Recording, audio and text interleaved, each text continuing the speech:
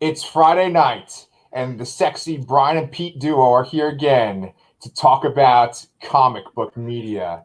And we got so much. Better every time. What's that? The intro gets better every time. Yes. Well, dude, I think it's because there's like such an overwhelming amount of shit to talk about tonight. I don't even know where to get started, man. We are covering The Falcon and Winter Soldier, Episode 2. We're going to cover the Suicide Squad trailer, and we're going to cover the Zack Snyder cut of the Justice League. Now, Brian, you watched both Justice Leagues this week, didn't you? I watched both Justice Leagues this past week, yes. Interestingly enough, I was more interested in seeing the theatrical Justice League cut after watching the Snyder cut than I was to watch either of them individually in the first place. Wow. Because I just needed to know. Yeah. Well, dude, I've been dying to talk to you about it because I know you never saw the original.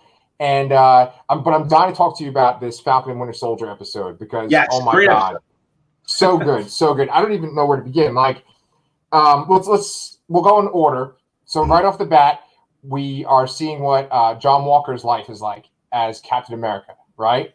And dude, wasn't he just like Kurt Russell reborn? Yeah, absolutely. Yeah. Although, as someone I know pointed out, someone we both know pointed out, it's just weird to see him without a beard. Like I'm so used to seeing him with a beard all the time. Yeah, Wyatt Russell. Yeah.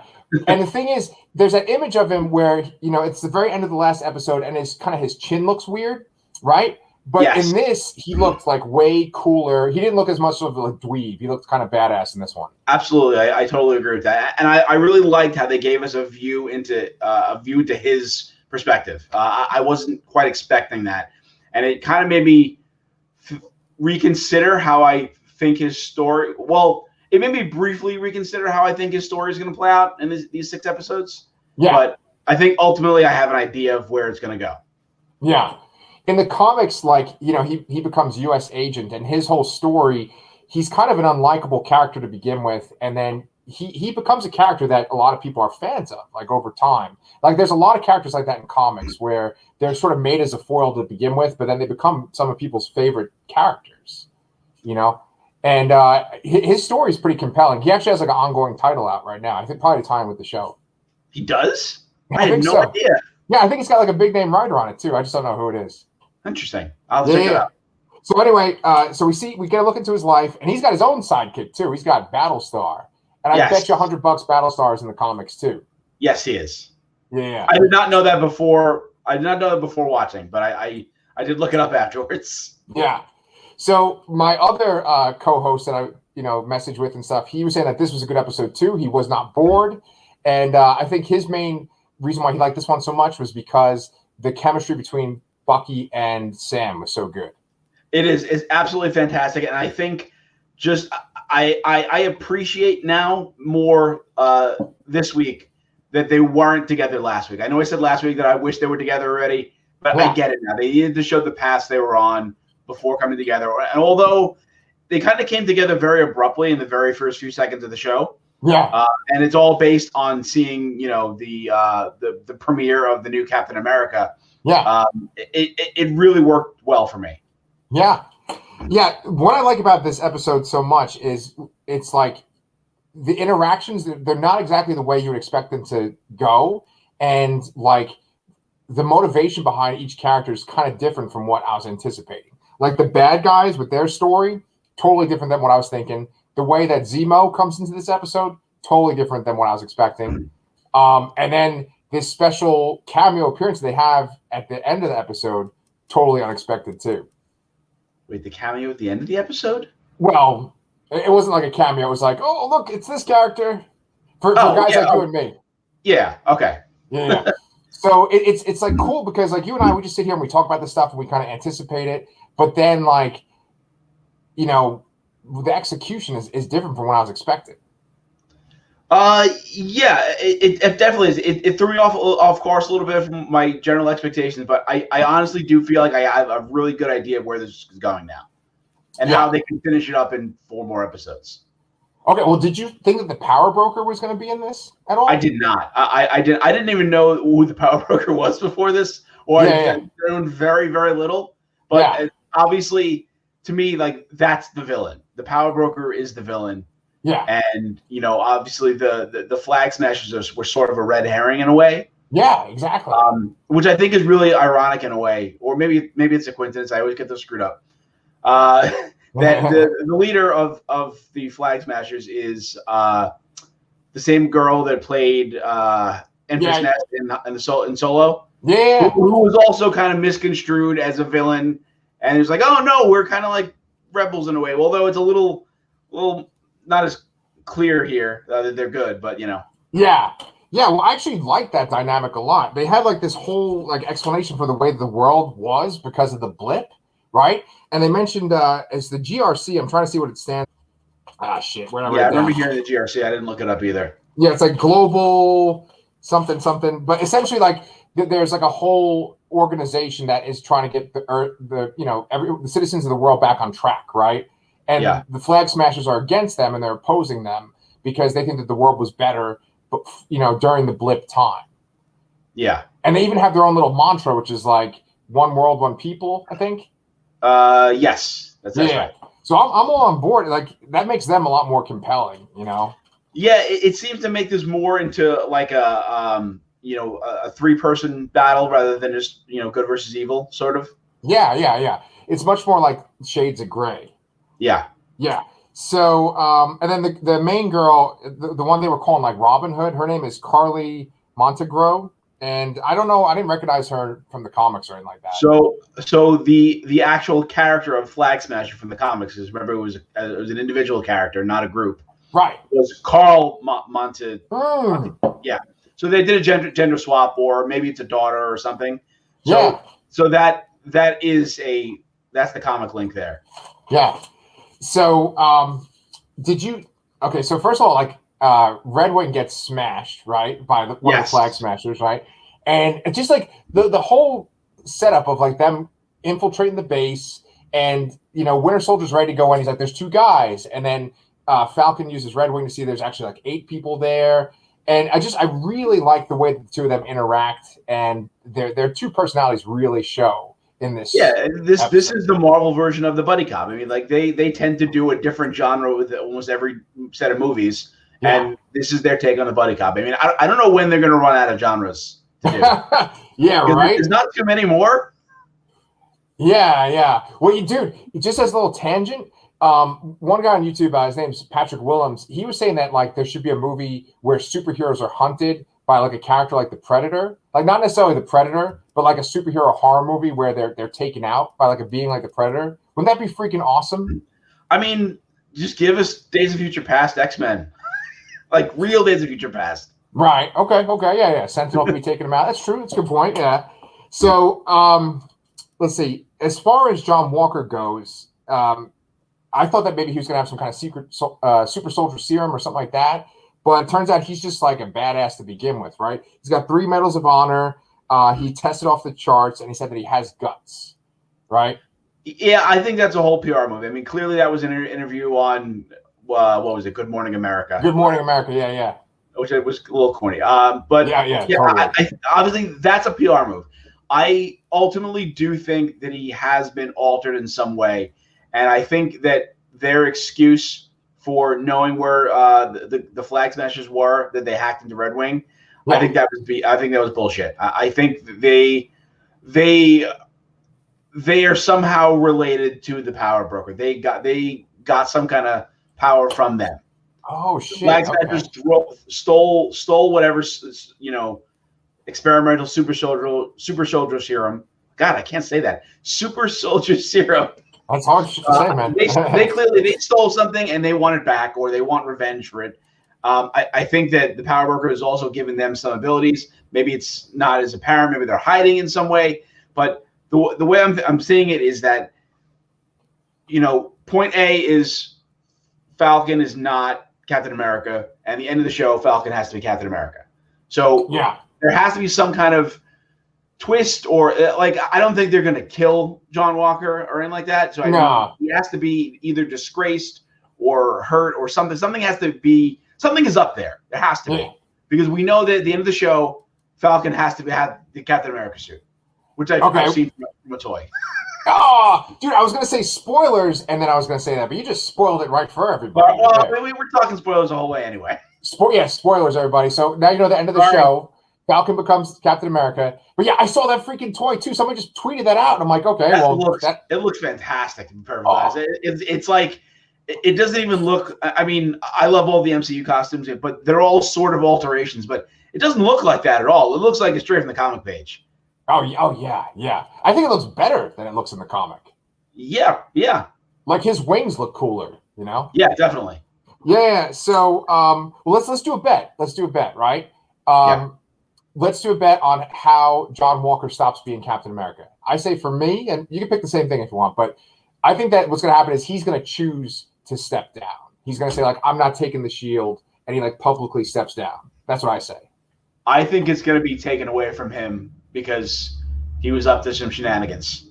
Okay, all right. That's what I'm saying. And the funny thing, I mean, the other thing I'm basing this on is that from the trailers, and all it's very possible they just filmed something for the hell of it and it's thrown in there, and it's not actually going to appear on screen. But you see that there's a shot in the trailers where Sam is throwing the shield at like a tree somewhere, trying to practice the shield bounce thing. Yeah. And you see Bucky catch it. That has to happen at some point, and it can't be at the end. Like, it can't be at the very end. It's got to happen sooner or later. So he's got to get the shield back. I'm not going to say next episode, but it's got to be by 4 the earliest, 5 the latest. Whoa. Okay. I like this bet. If I win the bet, I get that Unicron behind you. No! Yes. And if you win, you could have, like, I don't know. You could have my puppet that I made out of a shoe. Toe flop. Okay? That's fair enough. Yeah. I probably spent about as much money as you did on the Unicron. Oh, I just knocked over my beer. All right, anyway, let's get back on track. Funny shit. Androids, aliens, and wizards. I love that. Yes. I actually like that they both said it too. Yes. I thought it was a nice thing there. Yeah. And but then it's like, how many androids have they fought? I mean, they just have Vision and Ultron. Yeah, that's it. Has there been any other robots, guys? I don't know. I don't think there's been other robots besides Ultron and Vision. And then, you know what was great too? Was that moment when they were going to jump out of the plane and the guy's like, oh, it's 200 feet. It's too low for a chute. And then Bucky has to, like, jump out and he just, like, crashes through the trees. It's like, oh, I got that on video. Yeah. I love that. The antagonistic relationship they have is fantastic. It's great. It's the basis of every great buddy cop movie. They start off, kind of. I mean, they've obviously already known each other, but they start off a little rough around the edges, and they kind of get, more on the same page as it goes on. Yeah. And it was, like, legitimately laugh out loud moments. Like, that was funny. Yeah. But then also that one part when I think it was Sam, he asks John Walker, he's like, have you ever jumped on top of a grenade? And he's like, yes, 4 times. Like, that's kind of my thing. I thought that was hilarious, man. I liked after when Sam and Bucky are walking on the highway after the fight with the Flag Smashers and Red Ring gets destroyed. He's like, I'm sorry about Bucky says, I'm sorry about Red Ring. He's like, no, you're not. Right. Like, even with, like, the bad guys, they had the Robin Hood girl, the one that's from Solo. The guy, like, brings her into the house. He's like, oh, we love you. You're so great. He's like, we have the finest chicken livers. I just thought that was funny too, It's like, thanks. That scene was interesting because it was kind of humanizing them because they're kind of on the run and they say they have support of some people in places. So it's like, like that guy wasn't like, it doesn't seem like an evil guy. He seems like a nice, hospitable person, Yeah. So it's contributing to that grayness of those characters. Yeah, and it was in Munich too. It's kind of interesting because, like, some of the countries in here are, like, legitimate, real countries, whereas, like, sometimes they do fake countries like Wakanda or other made-up things. Madripoor, Liberia. Right, yeah. We haven't got Liberia yet, unfortunately. So we are kind of dancing around the part that probably excited you the most, and I think it excited me the most too. Yes, you know what part I'm talking about? Yes, Isaiah Bradley. Hell yeah! I didn't think it was going to come that quick. I know. I'm not totally sure how all this ties in. I mean, maybe this is ultimately the source of this second super soldier serum. Yeah. But it was great to see that, and I'm so happy they have this character in there. Clearly, there was Eli Bradley as well, who is Patriot in the Young Avengers. So my prediction is still on track that we're getting, a new Young Avenger every series. Answered the door, Yeah. They just didn't really show him. That was awesome. Yeah, I was not expecting that. Because like you said, it just felt like it was too early for this kind of scene. Like I'm thinking like that's like a scene that they show post-credits on like the last episode or something. It's like in the second episode. Yeah, so I mean, he has to come back. They have to come back at some point because that's a hanging thread as far as I'm concerned. So we should probably explain for people that aren't like comic book people, like what we're talking about. So do you want to do this one? Because you're sure, yeah. So this is, what was it, early 2000s or so? There was a comic called Truth, Red, White, and Black, and it was about a black Captain. I almost said Superman, a black Captain America, and it was basically, as we know, Captain America, got the super soldier serum, and then the doctor that created it was killed shortly after. So they only had that dose. That was it, and they weren't able to recreate it. But they tried, and this is kind of like a twist on a real world event. But they took something like 300 African American soldiers and experimented on them. And Isaiah was one of the few survivors of the experiments, and he had Captain America-like strength and abilities, but he was kind of more kept out of the public eye. Yeah. And he was more, he was around during World War II, but he was more active in a different war, I think. I'm not really sure. I think in this, they mentioned, was it Vietnam or was it the Korean War? I don't remember. They mentioned a war specifically. Yeah, I can't remember which one. I should have wrote it down, Yeah. He said that he met Bucky in 1951. Okay. And he said that he ripped off part of Bucky's arm too. Yeah. So I mean, that to me, as far as I know, that's new. Like that didn't happen. I don't think they met, but it's an interesting way to connect it. And it's also it shows that while Bucky was under the influence of that brainwashing, like he was still aware and remembers all of this stuff. So. Yeah, it kind of adds to his guilt and amendment list. Yeah, but essentially, this Captain America, this second Captain America was went on a mission. I think he stole Captain America's uniform, and then he got captured during his mission, and then they put him in jail when he came back because he stole Captain America's uniform. I'm going to imagine that they didn't do that, and he's going to be in prison for some other reason. Yeah. I don't know why, but yet exactly. But because he did say that he had his ass in jail for 30 years. Yeah. So, and then it was interesting because they said that like people checked up on him while he was in jail, and he alluded to the idea that like Hydra came and checked up on him. Yeah, that was interesting. I'm curious how that'll play in here. Yeah. Well, I mean, see that was what was really cool about this episode was that like Hydra, the presence of Hydra was felt like throughout this episode. They referenced Hydra in that one scene. They say that like Hydra kind of checked up on him. He referred to your people, but he meant Hydra for Bucky when he was the Winter Soldier. And then at the end, they were like, well, who knows Hydra the best? And they thought Baron Zemo. Right. Yes. So I think it's kind of cool because like Hydra played such a big role, especially in Winter Soldier. That was like the biggest part that they played. So it's good that like they're referencing them because in the comics, just Hydra never goes away. Like Hydra always kind of comes back. You cut off one head to grow back in its place, right? Yeah. So and then also just I wrote down they met in a bar in Goyang. I don't know if that's like Korea because then that could be the Korean War then.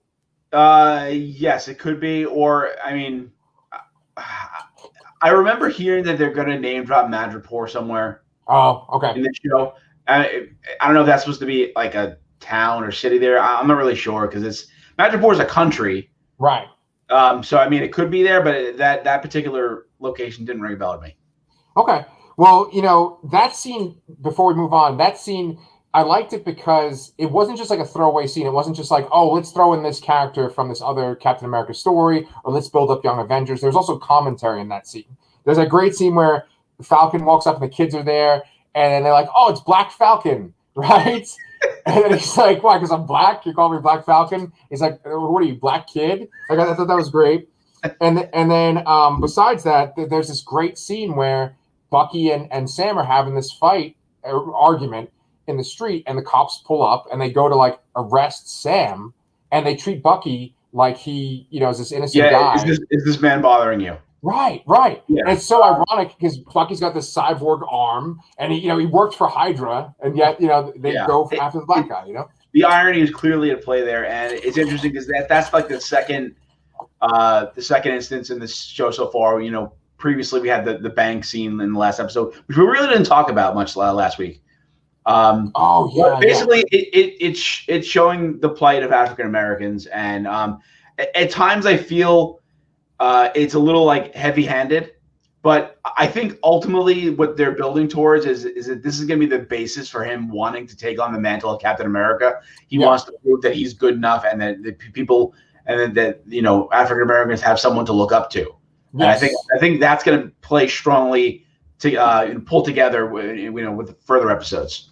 I think you're absolutely right. And I think that like the way that he was talking about it in this episode, he was actually kind of almost like alluding to the fact that because he was African American, he had like reluctance to pick up the shield. So I think that'll be his arc, where it's like, no, I want to be this symbol, Yeah, I mean, he was also visibly angry when he like, why didn't you tell me there was a black Captain America already? Yes. Yeah. I like that when he was shouting. That's right. And, I mean, that started the fight. Yeah. And that brings up this other scene, which is just kind of this fun scene, and maybe people that are into the action, they're not going to like it as much, but there's that scene where they have to go to the therapist together, right? Like Bucky gets arrested. Funny scene. Yeah. I mean, it's got some great moments, other good buddy cop moments, but this one part that I really loved was that Bucky gets mad at Sam, and he says, Steve might have made a mistake on you, and if he made a mistake on you, then maybe he made a mistake about me. And I really like that. I really like that. I was not expecting that too. I mean, we knew he was mad about him not taking it. I mean, I think I might have assumed, or like subconsciously, that he was mad because he didn't take it and he thought he should have had it. But clearly, I think this is what was really the bottom of it, and I think that works much better for an arc for him. Yeah. It's just it's a lot deeper than I thought this was going to be, and I'm absolutely. Now, I mean. I don't know how much more. Ultimately, I'm trying to think like where it ends. I mean, other than Falcon becoming Captain America, where does it end? Where do these characters show up again? Because if he becomes Captain America, he's got to show up somewhere. You can't just close the door and that's it. Yeah. You could potentially say maybe Bucky rides off into the sunset and goes back to Wakanda or something. Who knows? But Sam has to show up somewhere else. So where does this leave him as a kind of rogue Captain America? Is he officially a government sanctioned Captain America? Yeah. And then what is the thing, the current Marvel project that we know about? Where does he show up? Really, really good question. Really good question. I think that I've been speculating about Young Avengers, right? Like we're saying like, oh, this is all leading up to Young Avengers. Maybe there isn't like an active Avengers team even leading up to like a Young Avengers movie, right? There's no Avengers team. And so like maybe there's no Avengers. We need to step up, right? And maybe he kind of serves as a mentor for Patriot and tries to kind of wrangle in the other Avengers, the Young Avengers. But maybe what happens is after Young Avengers, maybe some of that team gets incorporated into an Avengers team. And it's kind of like this one Avengers team that I referenced last episode, which was like Falcon is the Captain America. He's the leader. Right, then Tony Stark is Iron Man. Obviously, you can't have that, but maybe you'll have Riri Williams as Iron Heart, right?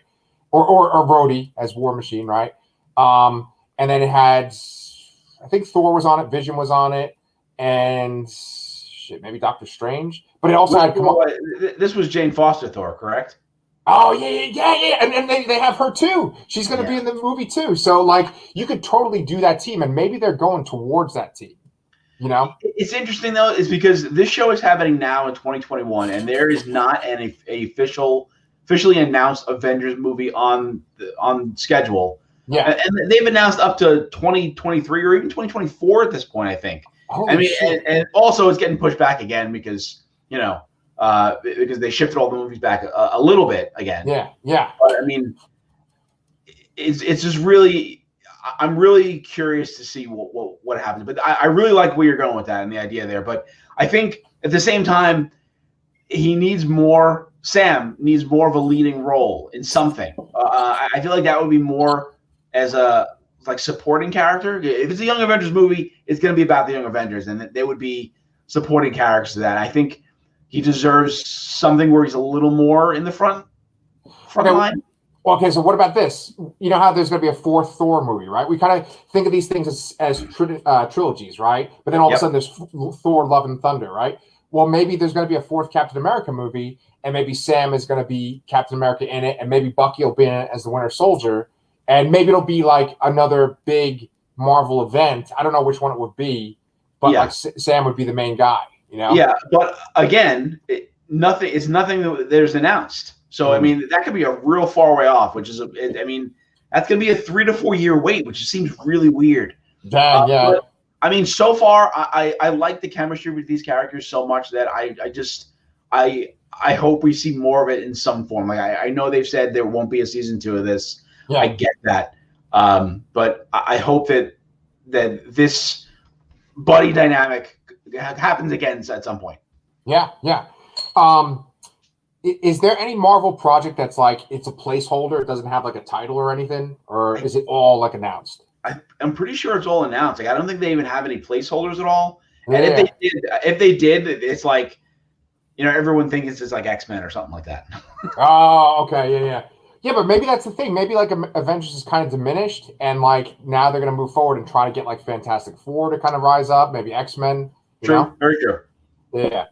So anyway. We're going off on some tangents there. We still got 2 other freaking huge things to talk about tonight. Yep. So, are you ready to go into Suicide Squad? Switch gears. All right. So, this I love this freaking trailer, man. I thought it was great. Yeah. Who was the standout person in this trailer for you?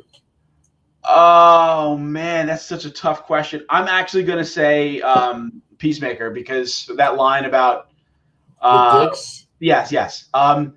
I am not like super familiar with John Cena from wrestling, like most people that would know him are. But I've seen a bunch of movies with him in it, and I think he has some decent comedic chops. I mean, like oddly, the one thing I've seen him in that I didn't think he was that good in was Bumblebee.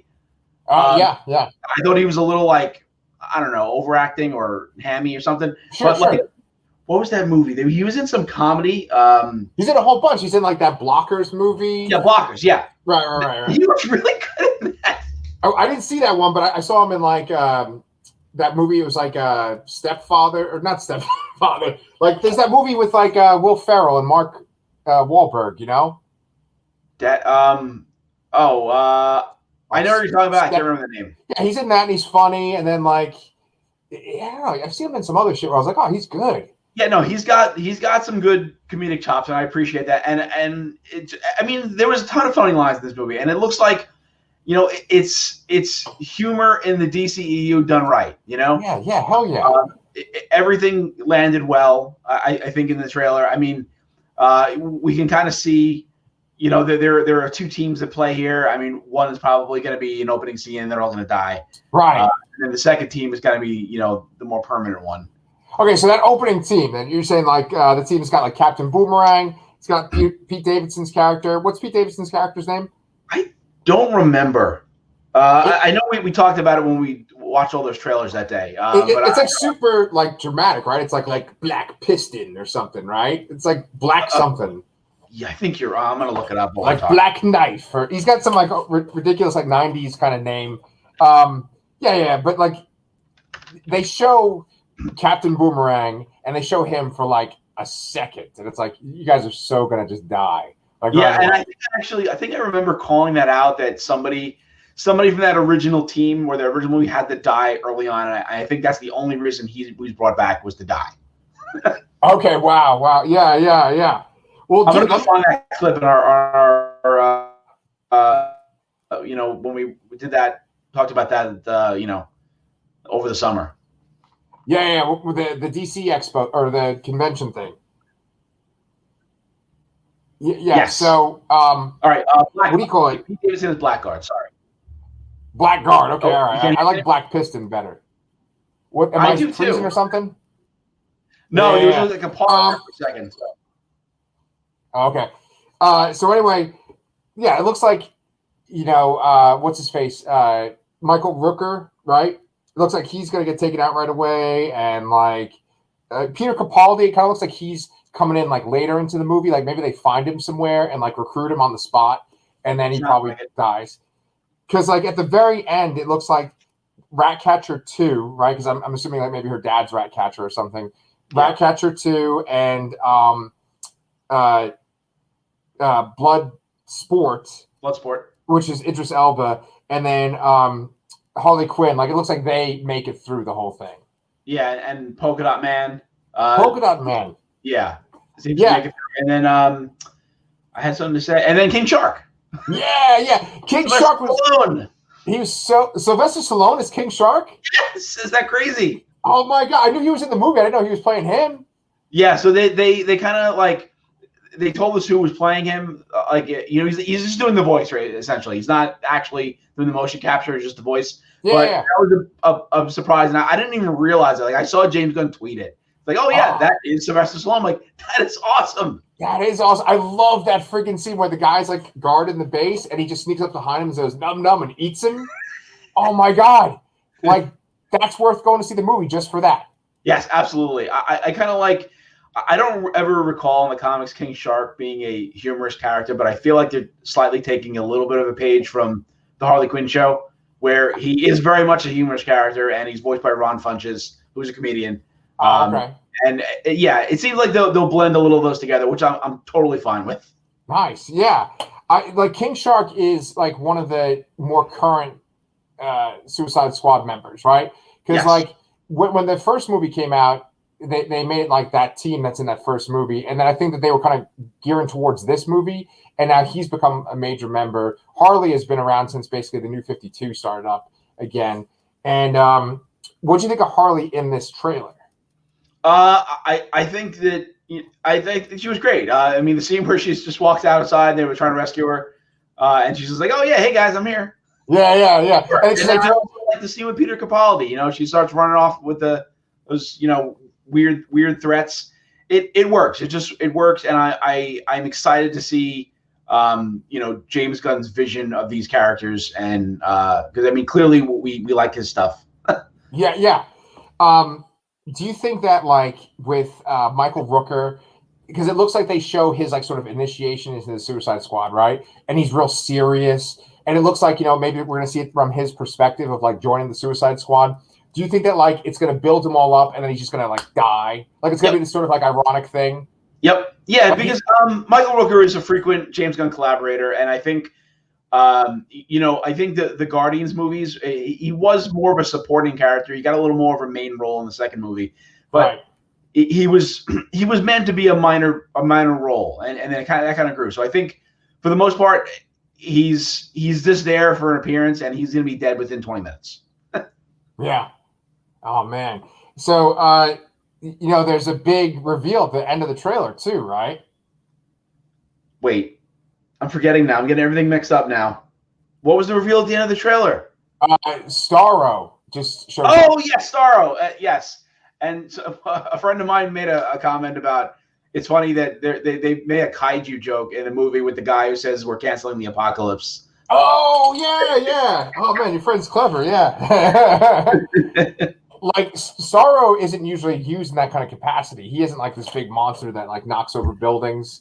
Just... For people that don't know what the hell we're talking about, Starro is this giant starfish that makes like little copies of itself, and it goes on your face and like copies you. Now, I don't know, like we talked about this before, like that Marvel will actually like change the footage in their trailers to hide things, right? Yes. Maybe the soldiers and stuff that we see in this trailer, maybe they actually have like Starros on faces, but they've taken it out in the trailer, It could be, although it seemed like it was being used more for a comedic effect than a threat. So I mean, I don't know who the villain is in this. I'm not really sure yet. Okay. Well, it looked like maybe this like general guy was one of the main targets, right? They showed this one general. I wrote him down too, but they're in some sort of like, it looks like maybe they're in like a South American country, and they've like infiltrated the country. And they do a close up on this one like general's face, and he's listed in the credits too. So I'm thinking he might be like the target, but then there might be like a bigger supervillain behind it. That's like, yeah. And then did you notice like when they go to rescue Harley that like no one's really wearing their costumes? They're all like in their underwear and stuff. Did you notice that? Yeah. So Thor just has his helmet on and then like a polo shirt. Yeah. Bright yellow, like button-down shirt. And I gotta say, even Rick Flag was funny in the trailer. Like he was kind of like, like the stick in the mud in the first movie, sort of, because he was the government guy. He was actually funny. Oh yeah. I totally agree. He's probably gonna get killed though because they don't show him. Like it doesn't look like he makes it all the way to the end. I don't know. Maybe not. Because it looks like it goes in like phases. It looks like there's a ton of people in the beginning, and you see like little glimpses of people. Then it looks like we get to this point where there's like maybe they split up or something. But you have like Idris Elba and the Ratcatcher girl together on a bus. He's like, "I'm going to get you out of here," and then like at what is probably the very end because it looks so epic is like Harley and Polka Dot Man and Bloodsport like jumping, right? Yeah. So I think that like you're just gonna sort of like lose people along the way, kind of like that's what this seems like. Is like it seems like one of those big action kind of horror movies where you have like a big cast of noticeable character or standout characters, and then they just kind of get whittled away, kind of like a Deep Blue Sea. Right, because that's got a shark in it, or like Aliens, like where you have the Marines. It's just like you have this big batch and then just like whittle it away. I mean, considering the first movie, they only killed one guy or two guys. They killed one very early. I don't even remember his name. Slipknot. Yes, they killed Slipknot very early, and then was it El Diablo or El Diablo? I think it's El Diablo. And then he was the only other one that died in the movie. So I think that they're going to get all the deaths right off the bat, all of them. And then there'll probably be one or two. Like they're not going to kill Harley. They're not going to kill Idris Elba. No. They could kill Rick Flag. I don't think they're going to. I think they'd be making a huge mistake to kill King Shark. Yes. And then Polka Dot Man is probably a pretty good guess for someone who's going to die during the movie. It seems like Ratcatcher 2 might be sort of a love interesty kind of thing. Yeah. So that could go either way. Okay. But some people have to make it out, and I think we'll have more people of that second team surviving than not surviving. Okay. Yeah. All right. Well, I am super excited. And when does this come out? Oh God, I have no idea. I was. No, that's not the right date. Because I don't think it's part of this whole like. HBO Max. It is. Oh, it is this year, yeah. Okay. Dude, freaking Godzilla versus Kong comes out in a couple of days. Well, yeah, on a Wednesday too, which is weird. I know. The Suicide Squad is August 6th. Oh, okay. We got a while. Yeah. We'll all be vaccinated by then. Okay. Cool. Well, I'll be watching it, man. And so then it brings us up to our last thing that we're going to talk about for tonight. Okay. So this is the thing that for some people, they've been living their entire life to see this movie, right? They've been like furiously campaigning. They wanted this movie to become a reality, and it finally has. I'm talking about Zack Snyder's Justice League.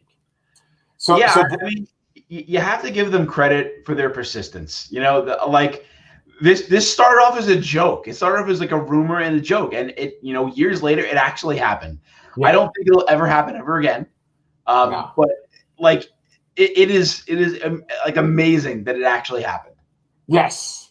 So let me ask you this: as someone who has seen the Snyder Cut first and then the Whedon version, what did you think of the Snyder Cut? Just seeing it as its own thing first, how did you feel watching it? Okay, so I have to preface this by saying that I think that I find I don't get the devotion to Zack Snyder from a lot of the fan base. Like. I like some of his movies. I don't like all of his movies. I really like Man of Steel. I love his Dawn of the Dead. I even like Watchmen. But Sucker Punch was terrible. And I didn't really like Batman vs Superman. I think ultimately that is really the root of the problems I have in this movie. Yes. So I thought the very beginning of it was way too dramatic and serious. It's just way too much. Yeah. The two things I have to call out specifically is literally every time Wonder Woman is shown, there's that like female choir-y sound singing every single time to the point where I would laugh every time I heard it towards the end of the movie. So I kind of came into this scene like, oh, this is like super pretentious and it's like way too over serious. Yeah. And then the other scene too, and this wasn't serious. It was actually really, really weird and cringy. The Flash introduction. Oh, you didn't like that?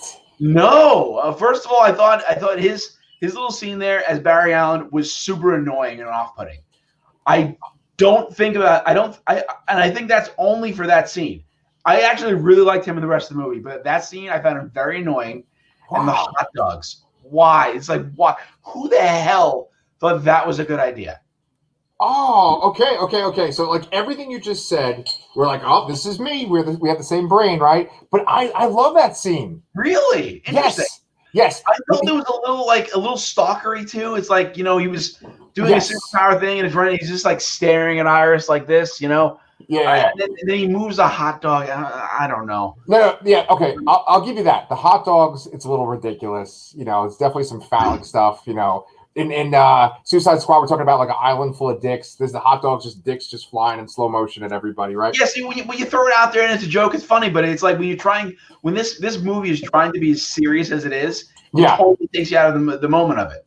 Well, because you said you texted me while you were watching it, and you were like you had an issue with the song choices, and I kind of feel the same way, right? Yes. Like, so we're gonna go into the Whedon cut in a couple of minutes, but one thing I wanted to bring up about that one is it starts off with a Leonard Cohen song, right? Now, I love Leonard Cohen, right?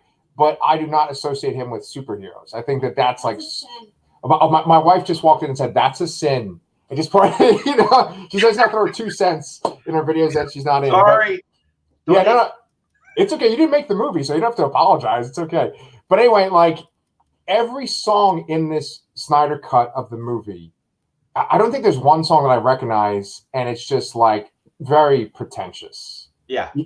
Just music choices alone. It's like, what are you doing? Very folky. And it just doesn't fit superheroes at all. And so yeah, ultimately I came into it and I felt it was like just too much. But somewhere along the way, along the 4 hours, like by the end of it, I was like, I kind of enjoyed myself. Like I actually glad I watched this. Okay, thank you. Yes, good, because that's the way I feel too. Like you and I, the sentence you said before, where you're like, you like Dawn of the Dead, you like Man of Steel, and you even like Watchmen. That we're on the same exact page. And I don't like Sucker Punch, and I really did not like Batman v Superman. But with this movie, I was like, oh, this is significantly better than the Whedon cut, and I like this, and I feel like it would kind of rank high in the DC movie list for me. And the thing is, though, is that it's not like a really high bar there. You know what I'm saying? Yeah. So I don't know where I would rank it, but I know it would be higher than I thought it was going to be. Yeah, and I totally agree there, because I mean, I went into watching this just to almost for a laugh, because I thought it was going to be just a joke, and it wasn't. It wasn't a joke. It was actually like pretty good especially considering, like you said, the low bar for these movies so far. Yeah. The fight scenes were really good. Like I can kind of see why they were trimmed down and all that. But it was interesting. Yeah. Well, here's the thing, right? With the Snyder cut, I know that this wasn't what they were intending to do initially. They weren't intending to make it 4 hours long to go in a movie theater, right? So they added all this stuff. They padded it, right? And the thing is that they break it down into these chapters, and that makes it feel so much like a comic. It feels like a mini series, and it's like Watchmen. It feels like Watchmen, where there's these different chapters and these different characters that you focus on in these little vignettes. And like Cyborg is 1,000 times better in this cut. The Flash is 1,000 times better. Aquaman is better in this cut. You know what? I'm going to actually disagree with you a little here. What? So I apologize. I am going to disagree with you a little bit. So in terms of Cyborg had a much more complete arc in the Snyder cut. Right. 100%. He had so much more screen time. So much more of the focus was on him. Yes. I can absolutely see why Ray Fisher was pissed. But I oddly found him more likable in the theatrical cut than I did in the Snyder cut. So he had Cyborg had his justice done in terms of his character arc in the Snyder Cut, but I liked him better. I liked how they explained his powers better in the theatrical cut. I one of the problems I have with the Snyder Cut is, again, it is too super serious. I feel like they're treating everybody as like a god, and I just I kind of rubs me the wrong way a little bit. So I like that in the theatrical cut, Cyborg his powers are evolving and he doesn't understand it, and he's kind of growing with it as he goes along. This one, like, there's this whole monologue by Silas about how you can do this and you're amazing and nothing can stop you in this. You're a god of technology is ultimately what he's trying to say. And I mean the battles between him and his dad were better here, absolutely, because there really isn't as much of a conflict in the theatrical cut, and it makes the sacrifice that Silas made in the Snyder Cut that didn't happen in the theatrical cut all the more worthwhile. Right. But I honestly liked Cyborg better. I thought he was more likable. Okay. In the theatrical cut. Okay, it's interesting. With the theatrical cut, and we can kind of start to talk about the theatrical cut now too. With the theatrical cut, it's like the characters don't seem as smart. They seem like they make stupid mistakes, and they seem like they're kind of hokey. And I know that's because Joss Whedon was trying to inject humor in it.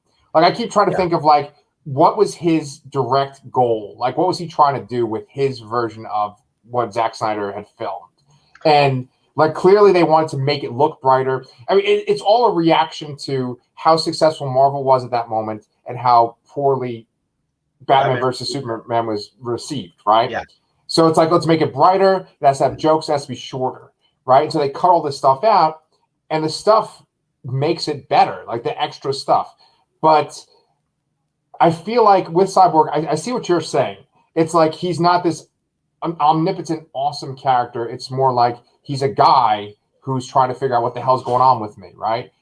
I like that approach. It works better as an origin. Yeah. And like I said, it really rubbed me the wrong way that they treated everyone as like these godlike beings, especially Superman too. I think there's a little bit too much like Superman is Jesus in Snyder's movies, like way too much. Yeah. And but I mean, overall, I would say I didn't mention Flash and Aquaman. Flash is like, again, I don't know how to say this. Go ahead. Flash was much more comedic in the theatrical cut, obviously, and I think it worked a little bit. Okay, so wait, sorry. Most of my facial reaction. Most of the jokes in the theatrical cut just were awful and fell horribly flat. But a few of them were okay with Flash, and like maybe one or two with Aquaman. But for the most part, all the jokes they added were god awful, especially Batman. Like, that was disgraceful. So you're saying in the Whedon cut, the jokes are disgraceful? Yes. Okay. No, the jokes that involved Batman, like Batman trying to be funny in the movie, was disgraceful. It is horrible. Like, this is what he's like laying there. He's like, "Oh, I think I'm bleeding" or something like that. Oh, God. Yeah, that is really bad. And honestly, the jokes about Aquaman's powers, like, do you talk to fish? Like, no, you didn't need to do it. Like, it's just been beaten to death. The worst joke in the Whedon cut is the brunch joke. I like almost left with that brunch joke. The brunch show. What was the brunch show? We're like, Flash is going to join their team, and he's like, "What is brunch? It's like you wait online to have lunch." Like, so bad. Oh my God. No, I like I said, I think most of the jokes fall flat. I think a couple with Flash landed like okay. A couple of jokes, and like one or two with Aquaman, maybe. And in terms of Aquaman, I think I like a little more macho bravado that he had in the theatrical cut. I think. He's too super serious. Yeah. In the everyone is too super serious in the Snyder cut. I agree. And I think the character that comes out the best in the Snyder cut is by far Wonder Woman. They did a disservice to her in the theatrical cut. Yes. Like, first of all, they cut out that scene with those weird terrorists that were just wanting to blow stuff up. Yeah. Like, why did you cut out that scene where the little girl asks, you know, can I be like you? Like, why cut that out?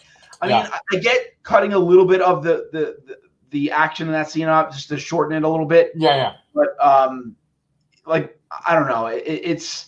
I like how they portrayed Diana in the Snyder Cut way better.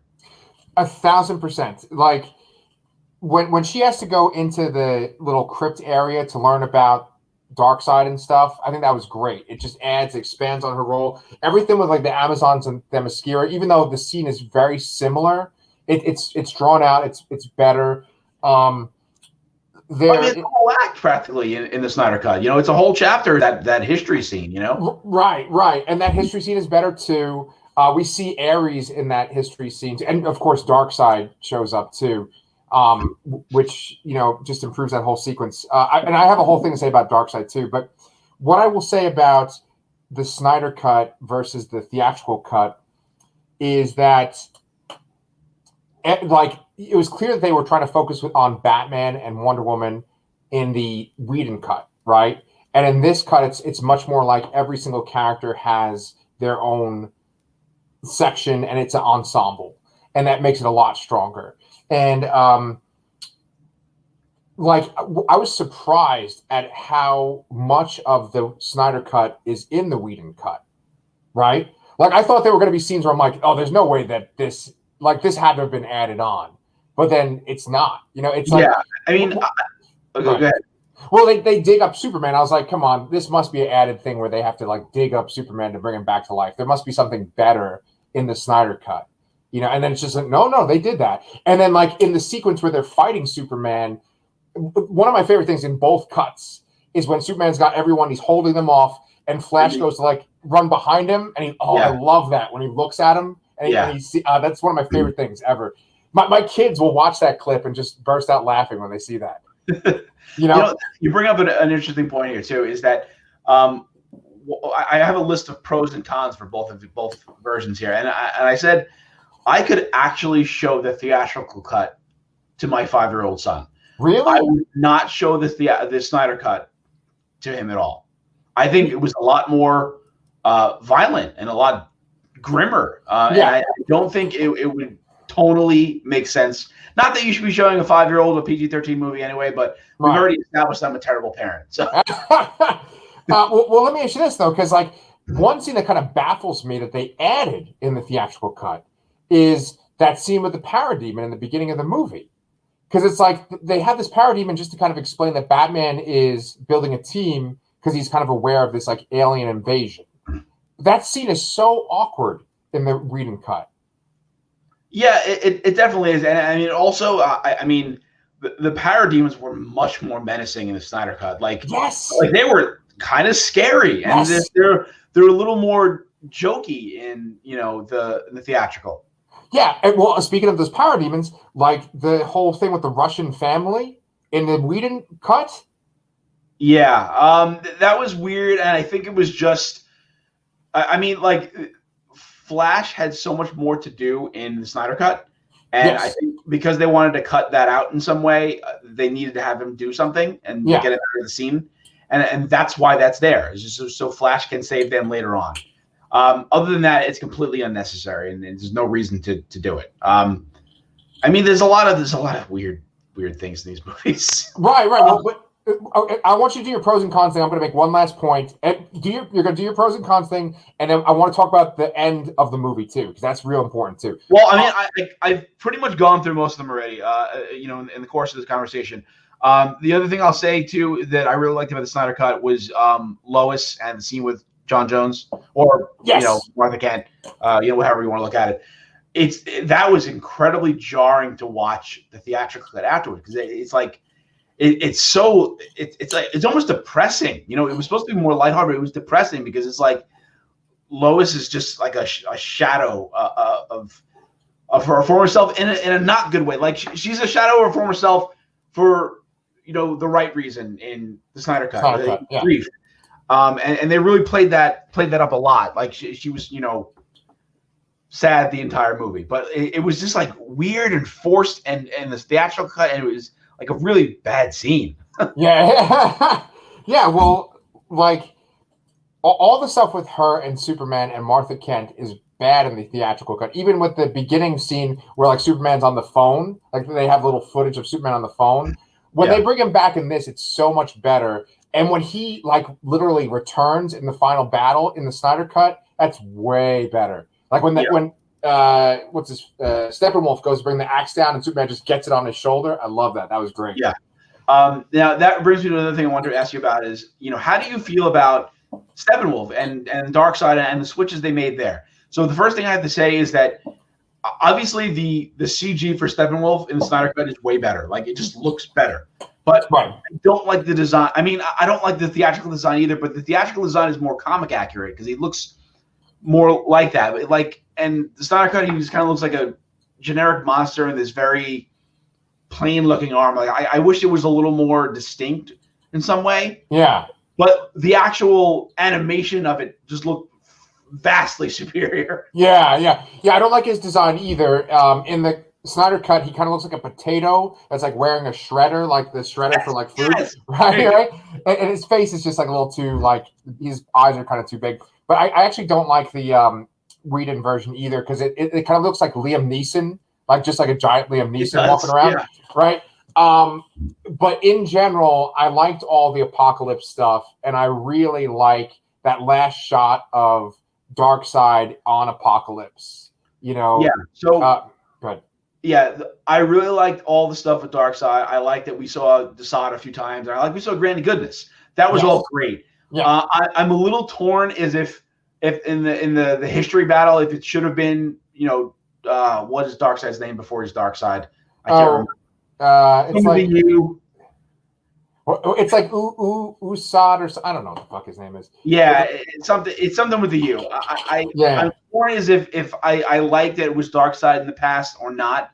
Right. And I'm kind of baffled as to like, I mean, in the comics, there are not just 3 mother boxes. There are more than that. Yeah. It seems to me like there are just 3. Yeah. And they kind of left them there. And then they just didn't go back for 5,000 years. It's like they know they're there.